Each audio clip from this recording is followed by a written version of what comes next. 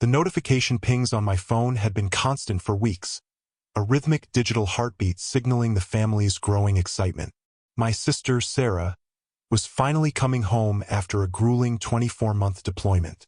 In our family, military service wasn't just a career, it was a legacy. Our grandfather had the scars from Korea, and our father had the medals from the Gulf. But as the non-military sibling who stayed behind to run the family hardware store, I was the one who kept the gears of her life turning while she was overseas. I was the one who spent my weekends mowing her lawn so the HOA wouldn't fine her. I was the one who took her nervous golden retriever, Buster, to the vet at 3 a.m. when he swallowed a tennis ball.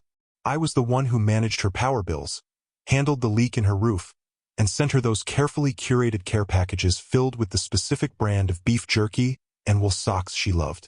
I didn't do it for the glory. I did it because she was my sister. But as the date of her homecoming gala approached, the digital heartbeat of the family group chat started to skip beats for me. It started with the secret planning. I noticed my mother and cousins whispering on the phone, dropping mentions of a grand ballroom, and seating charts. When I'd walk into the room, the conversations would pivot sharply toward the weather or the store's inventory. I figured they were planning a surprise for me, too. Maybe a public thank you for being the backbone of the home front. I was naive. Then came the Friday afternoon, exactly 1 week before her return. I was at the store, wiping grease off my hands, when my cousin Mark walked in to buy some industrial-grade command hooks. "Hey man," Mark said, looking a bit uneasy. "You ready for the big night at the Sterling Steakhouse? I hope the dress code isn't too stiff. I hate wearing a tie."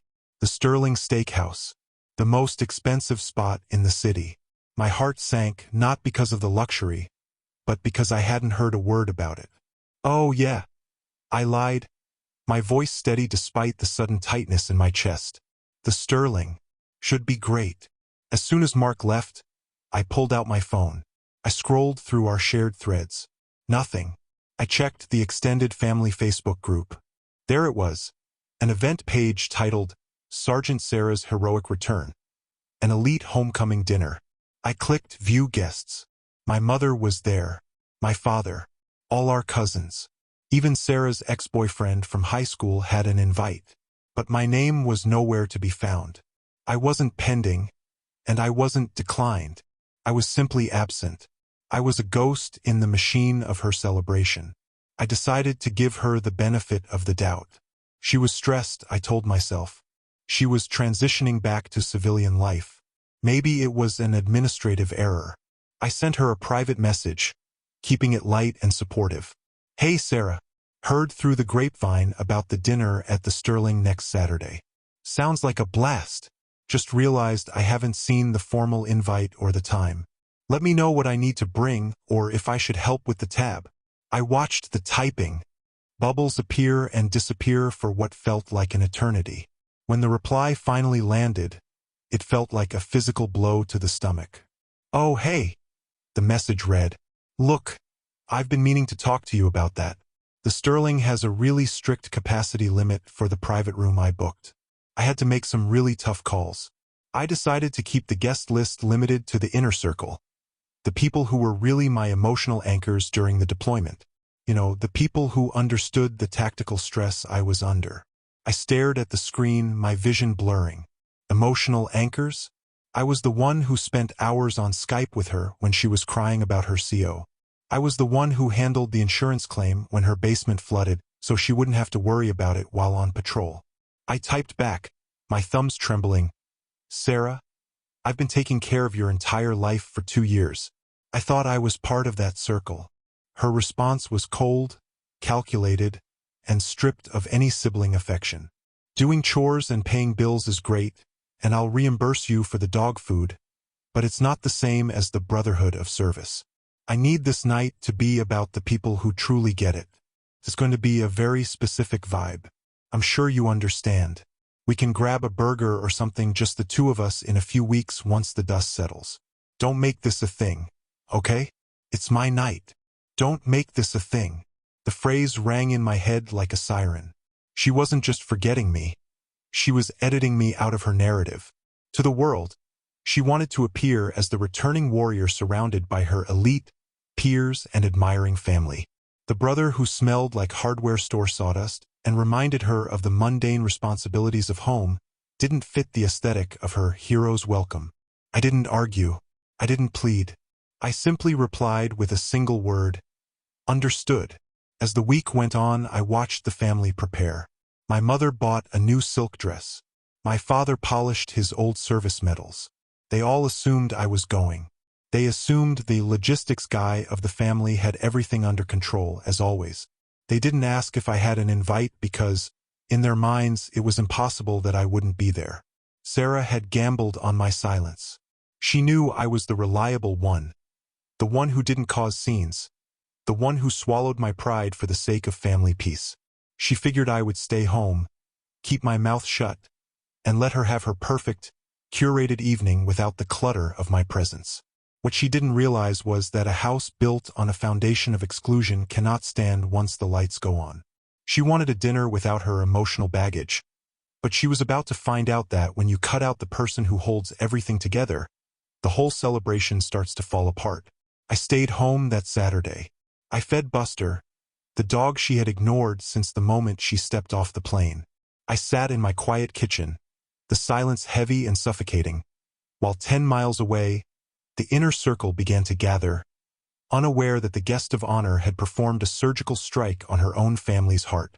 The Sterling Steakhouse was a cathedral of mahogany, white linen, and the low, golden hum of expensive conversation. In the private Patriot room, a long table was set for 20. At the head of the table sat Sarah, resplendent in her dress uniform, her posture perfect, her medals catching the light of the chandelier. To her left was our father, his chest swelling with pride. To her right, our grandfather, whose eyes were misty as he looked at his granddaughter following in his footsteps. Waiters moved like shadows, pouring vintage red wine and placing appetizers of seared scallops and Wagyu sliders. The atmosphere was supposed to be one of triumph, a victory lap for the girl who had gone to war and come back a hero. For the first 30 minutes, it worked. The room was filled with the boisterous laughter of cousins and the clinking of crystal. But as the bread baskets were cleared and the menus were tucked away, a subtle, cold draft seemed to blow through the room. It started with my mother. She kept glancing at the heavy oak door of the private room, her brow furrowed in a way that usually meant she was counting heads. She leaned over to my father, whispering something that made him check his watch. "Sarah, honey," my mother said, raising her voice slightly to be heard over the laughter of a cousin's joke. "Have you heard from your brother? He's usually the first one at these things. Is he having trouble finding parking? I know the valet line is a nightmare tonight." Sarah didn't miss a beat. She took a slow, deliberate sip of her wine, her eyes remaining fixed on the glass. "I told him the time, Mom. You know how he is with the store lately. Always some emergency with a leaky pipe or a late shipment. He probably got caught up. On your homecoming night?" My father frowned, his bushy eyebrows knitting together. "That doesn't sound like him. He's been talking about this day since your plane touched down. He even closed the store 2 hours early today. I saw the sign on the door when I drove past." A few seats down, Aunt Martha chimed in. "And where is Buster? I thought your brother was going to bring the dog by the house before the dinner so we could all see him. That dog is practically his shadow now." The mention of the dog seemed to irritate Sarah. She set her glass down with a sharp clack against the wood. "I'm sure he's fine. Can we just focus on the dinner? I haven't had a decent steak in 2 years, and I'd really like to enjoy this without a roll call." For a few minutes, the conversation drifted back to Sarah's time in the desert. She told a story about a supply convoy, her hands gesturing vividly as she described the heat and the tension. It was a good story, the kind that usually held the family spellbound. But tonight, the magic wasn't sticking. My grandfather, a man of few words but immense observation, wasn't looking at Sarah. He was looking at the empty chair at the far end of the table. He had been a sergeant major. He understood logistics and he understood loyalty. To him, an empty seat was a hole in the formation. "It's not right," the old man grumbled, his voice cutting through Sarah's anecdote like a knife. The boy did all the heavy lifting while you were gone. I went over to the house last month, and he was up on a ladder in the rain fixing your gutters. He didn't ask for a dime. He just said, Sarah needs to come home to a house that works. So, where is he? The table went dead silent. The cousins stopped chewing. Even the waiter, who had been about to describe the specials, froze. Sarah's face flushed a deep, angry crimson. Not the flush of embarrassment, but the heat of someone who felt their authority was being questioned. Grandpa, I invited the people I felt I needed here. It's a small room. I wanted a specific environment. My brother and we have a different dynamic. He's a civilian. He doesn't understand the things I've been through. I wanted tonight to be about what? My father interrupted, his voice dropping to that low, dangerous register he used when he was truly disappointed. The people who understand? Sarah, your brother lived your deployment just as much as you did. He was the one who kept your life from falling apart so you had something to come back to. If he doesn't get it, then none of us do. My mother pulled out her phone, her hands shaking slightly. I'm calling him. This is ridiculous. Maybe he's in an accident. Maybe he's sitting in the parking lot feeling out of place. I won't have my son missing from this table. Mom, put the phone away. Sarah hissed, her voice a sharp whisper. Don't ruin this. I'm the one who's been away. I'm the one who served. This is my night, and I decided who I wanted here. The realization began to ripple down the table. It wasn't a late shipment. It wasn't a parking issue. It was a choice. My cousins, who had been laughing and joking moments ago, began to exchange uncomfortable glances. They looked at their expensive plates and then at the door. The elite atmosphere Sarah had tried so hard to curate was curdling into something foul. You didn't invite him, my mother whispered, her eyes wide with disbelief. It wasn't a question anymore. She looked at her daughter as if she were seeing a stranger. You invited your high school boyfriend, you invited your old track coach, you even invited the neighbors from 3 houses down, but you didn't invite your brother? Sarah straightened her jacket, trying to reclaim her dignity, but her hands were trembling. I sent him a message. I explained the situation. He said he understood. He's fine with it. He's fine with it because he's a better person than you're being right now, my grandfather said, pushing his chair back. The screech of the wood against the floor sounded like a scream in the silent room. The waiter returned with the first round of steaks, the sizzle of the fat loud and intrusive. He looked at the frozen, miserable faces of the family and hesitated, the tray hovering mid-air. Should I serve the main course, ma'am? He asked Sarah tentatively. Sarah looked around the table, desperate for someone to take her side, to tell her that she was the hero and she had the right to choose her guests. But every face she saw was filled with a growing, cold clarity. The hero's welcome was officially over, and the interrogation was just beginning. The tension in the Patriot room was so thick it felt physical. A heavy shroud draped over the fine china and the glistening steaks that no one was touching. My mother's phone was already pressed to her ear, the screen glowing against her cheek. Sarah sat rigid, her eyes darting from her plate to the exit, her jaw set in a defiant line that was rapidly beginning to crack. Back at my apartment, I was sitting on the floor with Buster. I had a lukewarm slice of pepperoni pizza in one hand and a tennis ball in the other. When my phone vibrated on the coffee table, seeing Mom flash across the screen made my stomach drop. I didn't want to do this. I wanted to fade into the background and let them have their night. But I knew my mother. If I didn't answer, she'd be at my front door in 20 minutes with a police escort. I swiped accept. Hey, Mom, I said, trying to sound like I had just woken up from a nap. Everything okay? Where are you? Her voice was tight, vibrating with a mix of fear and mounting fury. We are all at the Sterling. We've been waiting for you for an hour. Your father is about to lose his mind, and your grandfather is ready to walk out. Why aren't you here? I glanced at Buster, who was wagging his tail, oblivious to the drama. I took a breath, trying to keep my voice neutral. Oh, I didn't realize you guys were expecting me. I'm just at home, taking it easy. Expecting you? My father's voice boomed in the background. He had clearly leaned in to the phone. "Put it on speaker, Martha." There was a fumbling sound, a crackle of static, and then the ambient noise of the restaurant rushed into my living room. I could hear the clinking of silverware and the distant murmur of other diners. I realized I was now the center of attention for 20 people I had spent my life trying to protect. "Son." My father's voice was clear now, booming and authoritative. "Why are you at home? Did your car break down? Did something happen at the store?" "No, Dad," I said, closing my eyes. I didn't want to be the one to break the glass. But Sarah had left me no choice. I didn't have an invite. Sarah and I talked about it last week. She explained that the room was at capacity and she needed to save the seats for her inner circle. You know, the people who really understood her service. She told me it was a very specific vibe and well, I don't really fit that, do I? A deathly silence followed. I could almost visualize the blood draining from Sarah's face. Inner circle? My mother's voice was a low, dangerous hiss. She wasn't looking at the phone anymore. She was looking directly at Sarah. "Sarah, you told us he was busy.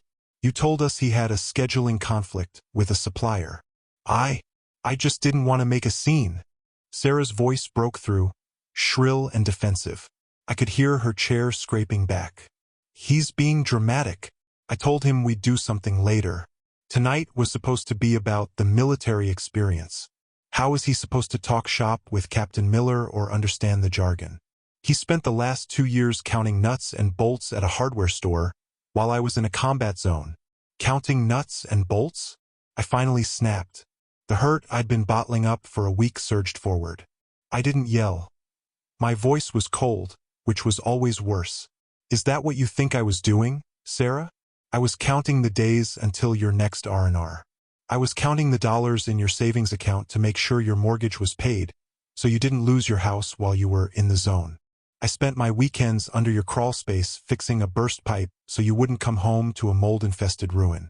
I drove your dog to the emergency vet and sat in the waiting room until 4 a.m. because he was grieving you so hard he stopped eating. The restaurant background noise seemed to vanish. I could hear someone, maybe an aunt, gasp.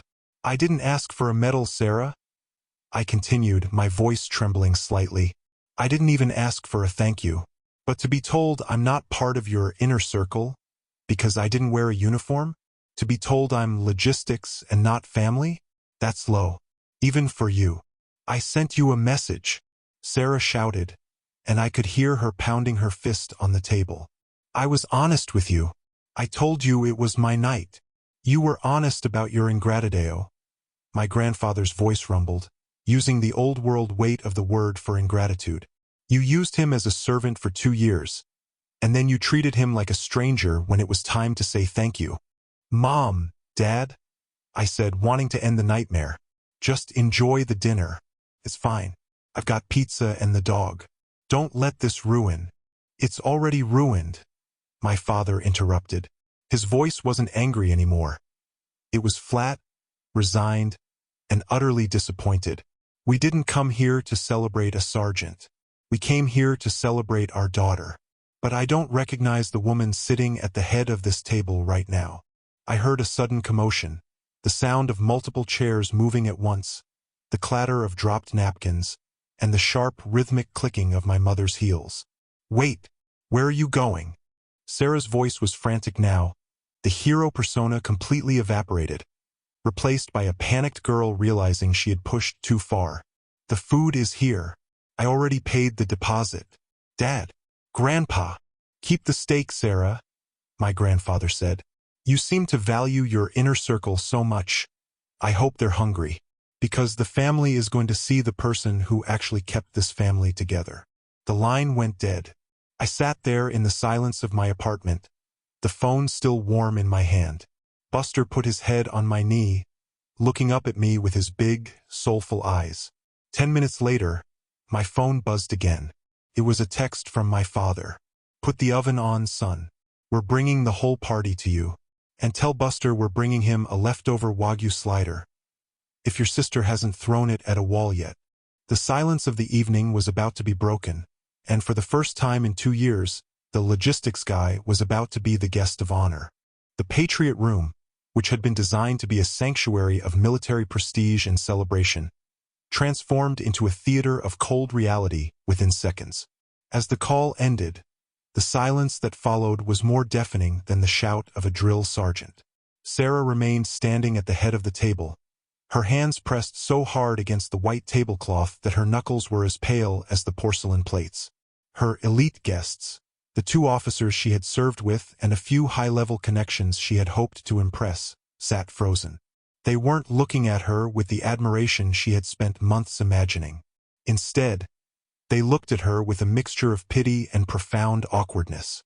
Captain Miller, a man Sarah had touted as her ultimate mentor, cleared his throat and avoided her gaze, suddenly finding the pattern of the wallpaper fascinating. "Sarah," my father said, his voice terrifyingly calm as he folded his napkin with military precision. "I have spent 30 years in the service. I have led men and I have followed leaders. And the first thing you learn, the very first thing, is that you never, ever leave your rear guard behind. You just told your brother, the man who held your entire world together while you were gone, that he wasn't inner circle enough for a steak dinner. Dad, you're overreacting," Sarah cried, her voice echoing off the mahogany panels. "This was supposed to be a professional celebration. It's a networking opportunity. I was going to give a speech about the unit. How could he possibly contribute to that? By being your blood?" my grandfather growled, standing up with a painful grunt that signaled his knees were giving out, but his resolve was iron. "He contributed by giving up his life so you could have yours. You didn't invite him because you were afraid he'd remind everyone that you aren't a self-made hero. You're a person who was carried on his back for 730 days. My mother didn't say a word. She simply reached for her purse, her eyes red with a cocktail of grief and fury. She looked at the other guests, the inner circle, and gave them a polite, chilling nod. "I hope you enjoy the meal, gentlemen. My daughter worked very hard to ensure only the right people were here to eat it. Unfortunately, that doesn't include us." One by one, the family began to rise. My cousins, who had been excited for the luxury of the Sterling, didn't hesitate. They stood up in a wave of silent solidarity. The movement was a physical rejection of Sarah's elitism. "Wait!" Sarah shouted, her voice cracking as she realized the room was emptying. "I paid a $3,000 deposit for this. The entrees are literally on the table. You can't just leave. Watch us," my father said. He turned to the waiter, who was standing in the corner looking like he wanted to vanish into the floorboards. "Son, the bill for the appetizers and the wine is on that table. Whatever happens with the rest of this elite event is between you and the sergeant here. She made the guest list. She can handle the logistics." The departure was swift. A parade of family members marched out of the Patriot Room, leaving the doors swinging in their wake. Sarah was left standing in a room built for 20, with only 4 people remaining. Her 2 military colleagues, her high school ex who looked like he wanted to crawl under the table, and a neighbor who was already reaching for his coat. The silence that returned was jagged. Captain Miller finally looked up, but there was no warmth in his eyes. He stood up slowly, adjusting his jacket.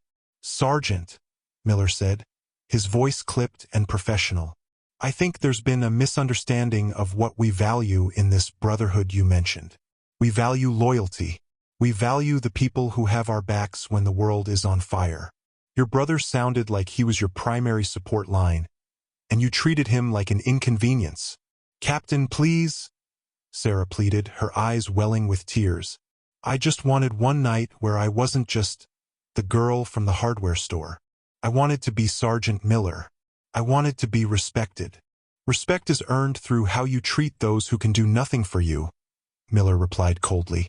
"Not by how you perform for those you want to impress. I think it's best if we head out. This doesn't feel like a celebration anymore. It feels like a mistake." He and the other officer didn't wait for a response.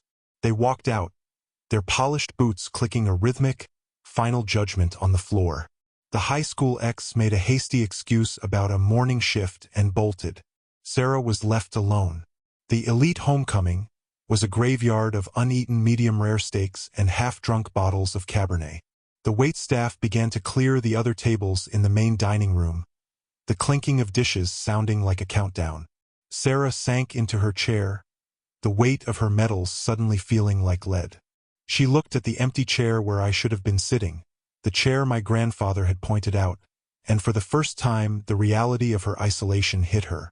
She had tried to curate a perfect image of success, but in the process, she had deleted the only people who actually loved the person behind the rank. She had the vibe she wanted: quiet, exclusive, and professional, but it was as cold and empty as a tomb. Outside, the valet line was a chaotic scene of family members piling into cars, laughing with a grim sort of humor as they coordinated the real dinner. They weren't going to a steakhouse. They were heading to a small apartment that smelled like dog hair and cheap pizza, because that was where the heart of the family was waiting. Sarah picked up her fork, stared at her perfect, expensive steak, and realized she couldn't swallow a single bite. The transition from the hollow grandeur of the Sterling to the cramped warmth of my two-bedroom apartment was like stepping from a winter frost into a sunlit kitchen. My living room, usually a quiet sanctuary for me and Buster, was suddenly exploding with life. Folding chairs were dragged from the closet. The coffee table was cleared of its hardware catalogs to make room for stacks of cardboard pizza boxes, and the air was thick with the smell of garlic, cheap cheese, and the rowdy, unfiltered laughter of people who actually liked each other. My mother was in my tiny kitchenette, humming as she poured soda into mismatched plastic tumblers, while my father and grandfather sat on the sofa, Buster squeezed between them, receiving enough ear scratches to last a lifetime. There were no medals here, no seating charts, and no elite expectations. There was just the comfort of being known. "This is better anyway," my cousin Mark said, sliding a slice of pepperoni onto a paper plate. "I always feel like I'm going to use the wrong fork at those fancy places. Here, the only rule is, don't let the dog steal your crust." But despite the laughter, a shadow lingered near the door. We all knew the story wasn't over. The homecoming was still fractured. About an hour into the chaos, there was a tentative, rhythmic knocking at the door. The room didn't go silent immediately, but the volume dropped as if someone had turned a dial. My father looked at me, his expression unreadable. I stood up, wiped my hands on my jeans, and opened the door. Sarah stood in the hallway. She looked exhausted. The crisp, untouchable sergeant who had looked down on me through a phone screen just hours ago was gone. Her hair was slightly mussed, her jacket was unbuttoned, and her eyes were rimmed with red. In her hand, she held a crumpled paper bag containing her hero's leftovers, a pathetic trophy from a ruined night. "The restaurant sent me home with the bill," she said, her voice barely a whisper. $3,000. I had to put it on my credit card. The one you helped me fix the limit on last year. I didn't move to let her in immediately. I wasn't being cruel. I was simply waiting. I wanted to see if she was here for the family, or if she was here because she had nowhere else to go. "Can I come in?" she asked, her lip trembling. I stepped aside. She walked into the room, and the silence this time was absolute. My grandfather didn't look up from the dog. My mother stopped mid-pour. My father leaned back, crossing his arms over his chest. "There's pizza on the counter, Sarah," I said quietly. "It's not Wagyu, but it's warm." She looked around the room, seeing the people she had deemed not enough for her inner circle. She saw the cousins she'd ignored, the parents she'd lied to, and the brother she'd tried to erase. The weight of her isolation seemed to finally crush her. She dropped the bag of expensive leftovers into the trash can by the door, a symbolic admission that the elite night was trash compared to this. "I messed up," she blurted out, the words tumbling out in a sob. "I was so obsessed with being Sergeant Sarah that I forgot how to be Sarah. I thought if I showed you guys the real me, the one who's tired and angry and scared of civilian life, that you wouldn't respect me anymore. I wanted to be a hero so I wouldn't have to be a person." "We never wanted a hero, Sarah," my mother said, finally stepping forward. She didn't hug her yet, but her voice softened. "We just wanted our daughter. And we wanted you to realize that the person who made your heroism possible was the brother you tried to hide." Sarah turned to me, tears streaming down her face. "I'm sorry," I told myself you wouldn't mind because you're so stable. I used your strength as an excuse to be weak and selfish. You're the only reason I have a home to come back to, and I treated you like a stranger. I looked at my sister. I saw the medals on her chest, and then I saw the girl who used to steal my comic books. The anger I'd felt at the restaurant started to dissolve, replaced by a weary kind of peace. I realized that while she had been fighting a war abroad, she had come home still fighting a war with herself. One where she felt she had to prove she was better than the life she left behind. You don't have to be a vibe here, Sarah, I told her, finally reaching out and pulling her into a clumsy, one-armed hug. You just have to be my sister. But for the record, you're paying me back for the dog food. With interest. A small, genuine laugh broke through her sobs. The rest of the family slowly began to shift, the ice thawing. My father stood up and handed her a paper plate. My grandfather finally looked up and pointed to a spot on the floor. Sit down, Sergeant, the old man said, his voice gruff but no longer cold. The dog missed you, and your brother's pizza is getting cold. We've got a lot of catching up to do, and this time we're starting with the parts you didn't put in your reports. Sarah sat on the floor, her expensive uniform crinkling as she leaned against my old sofa. She fed a piece of crust to Buster, who wagged his tail so hard it thacked against the coffee table like a drumbeat. The elite dinner had been a failure, but the homecoming had finally begun. As the night stretched into the early morning, I realized that I didn't need a seat at a fancy table to know my value. The empty chair at the Sterling had been the loudest statement I'd ever made. Now the room was full, the circle was complete, and for the first time in 2 years, the logistics guy could finally stop working and just be a brother.